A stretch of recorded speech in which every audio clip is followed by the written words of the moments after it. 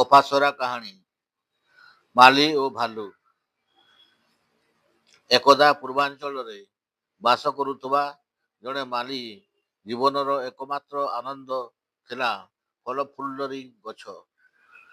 ବଗିଚା ଛଡ଼ା ତାର ପିଲାକବିଲା ବନ୍ଧୁବାସ କେହି ନଥିଲେ।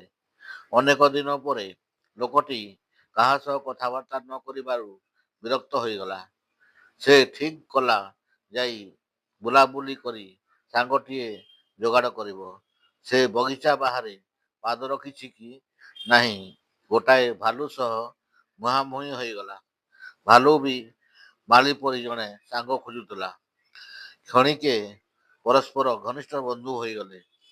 ମାଳି ଭାଲୁକୁ ବଗିଚାକୁ ଆସିବାକୁ ନିମନ୍ତ୍ରଣ ଦେଲା। ଖାଇବାକୁ ଫୁଟି ଓ ଫଳ ଦେଲା। ମାଳି ଖରାବେଳେ ବିଶ୍ରାମ ନେଲା ବେଳେ ଭାଲୁ ସେଠି ଛିଡ଼ା ହୋଇ ମାଛି ହୁରୁଡ଼ାଇଲା।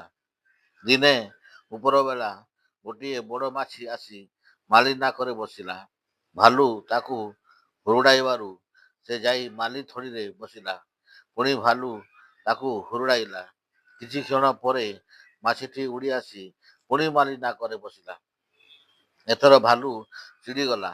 ମାଛିକୁ ଶାସ୍ତି ଦେବା ପାଇଁ ସେ ଗୋଟାଏ ପ୍ରକାଣ୍ଡ ପଥର ଉଠାଇ ଆଣି ମାଳି ନାକ ଉପରେ ଏଡ଼େ ଜୋରରେ ଫିଙ୍ଗିଲା ଯେ ସେଥିରେ ମାଛି ସହ ସହିତ ମାଳି ବି ମରିଗଲା। ତେଣୁ ଲୋକେ କହନ୍ତି, ନିର୍ବୋଧ ବନ୍ଧୁ ଠାରୁ ଜ୍ଞାନୀ ଶତ୍ରୁ ଢେର ଭଲ।